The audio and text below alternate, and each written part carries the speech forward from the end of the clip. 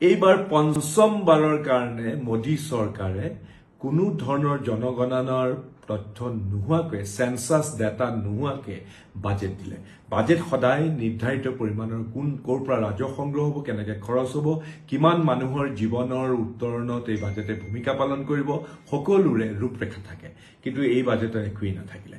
এটা কথা জানো যে এই বাজেটখন ধনী আৰু আঢ্যবন্ত উদ্যোগপতি পুঁজিপতিৰ আৰু পথ সুচল হোৱাৰ, সম্পদ আৰু গঢ়াৰ সুচল কৰাৰ বাজেট, দুখীয়া আৰু মধ্যবিত্তৰ ঠিক নেলু চেপা মাৰি ধৰা ধৰণৰ বাজেট।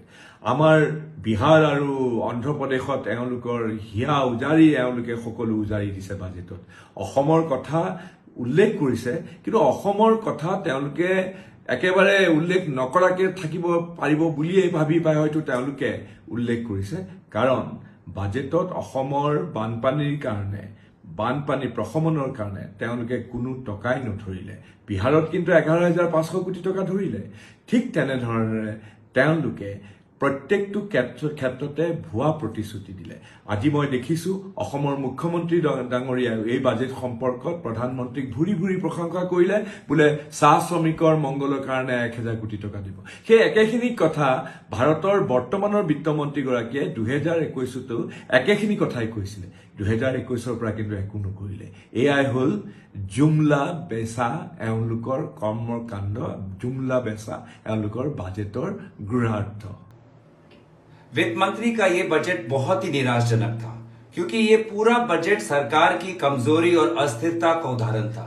पूरा बजट मानो दो प्रदेशों को और दो विशेष राजनीतिक दल को तवज्जो दे रहा था, क्योंकि सरकार को कहीं ना कहीं अपनी कुर्सी बचानी है। तो सिर्फ कुर्सी बचाने के लिए ये पूरा बजट का सत्र बुलाया गया है। यहाँ पे मध्यम वर्ग, किसानों और बेरोजगार को ना कुछ मिला है। हाँ, वे उद्योगपति जो सरकार को, भाजपा को चंदा देते हैं, उनको नए नए तरीके मिले हैं कि कैसे वो अपना मुनाफा बढ़ा सके। तो पूरी तरीके से ये बजट व्यर्थ, कुर्सी बचाओ और उद्योगपति को और धनी करो का बजट ये हमें देखने को मिला।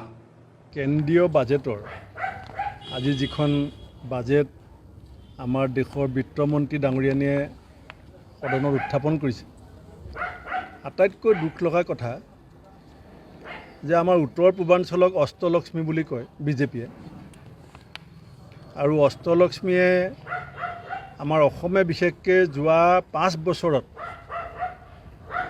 আমাৰ 10,785 কোটি টকা বানপানী গৰাখহনীয়া সমস্যা জোৰা মাৰিবৰ কাৰণে অসম চৰকাৰে বাৰম্বাৰ ৰিকুৱেষ্ট কৰি আছে, অনুৰোধ কৰি আছে। আৰু 10,785 কোটি টকা আমি পাবলৈ আছে আমাৰ বানপানী গৰাখহনীয়া সমস্যা সমাধানৰ কাৰণে। আমি অসম চৰকাৰে বিচাৰি আছে। 5 বছৰত কেন্দ্ৰীয় চৰকাৰে অসমক টকা দিছে মাত্ৰ 250 কোটি। আজি যিখন বাজেট, এইটো সমগ্ৰ ভাৰতবৰ্ষৰ কাৰণে দুখৰ কথা যে কেৱল মোদী ডাঙৰীয়াৰ চকীখন বচাবৰ কাৰণে বিহাৰক দি দিলে 15,000 কোটি, অন্ধ্ৰপ্ৰদেশক দিছে 15,000 কোটি, আৰু বিহাৰক দিছে 26,000 কোটি, কেৱল চকীখন বচাবৰ কাৰণে। বেলেগ মানুহৰ সমস্যা কি হ'ব, অন্য ৰাজ্যবিলাক কেনেকৈ চলিব, অন্য ৰাজ্যৰ মানুহৰ সমস্যা কেনেকৈ সমাধান হ'ব, কোনো পথ নাই।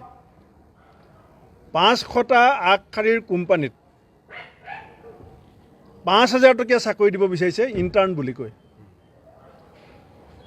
বিজেপি দলৰ নেতাবিলাকৰ ঘৰৰ ল'ৰা ছোৱালীয়ে প্ৰথম কথা হৈছে 500টা কোম্পানীত কিমানে ইলিজিবিলিটি পৰীক্ষাত তাত উত্তীৰ্ণ হ'ব পাৰিব। টপ কোম্পানীবিলাকে আপুনি ৰিকমেণ্ড কৰি দিলে মানুহ নলয়। ছেকেণ্ড, এটা ন্যূনতম যিটো মজুৰি ধাৰ্য কৰিছে, সেইটো কোনো এমপ্লয়মেণ্ট, আমাৰ যিটো নিবনুৱা সমস্যা ভয়াৱহতা, তাক কোনো মোকাবিলা কৰিব নোৱাৰে। গতিকে মই কেন্দ্ৰীয় চৰকাৰে বাজেটক যে অসমৰ প্ৰতি যে তেওঁলোকৰ একো ভূক্ষেপ নাই, অসমত থকা বিজেপি চৰকাৰখন যে একেবাৰে নিশকতীয়া হৈ গৈ আছে, আমাৰ ৰাজ্যখনৰ যে মুখ্যমন্ত্ৰীগৰাকীৰ কেন্দ্ৰত যে কোনো গুৰুত্ব নাই, এই কথাবিলাক স্পষ্টকৈ প্ৰমাণ হৈছে।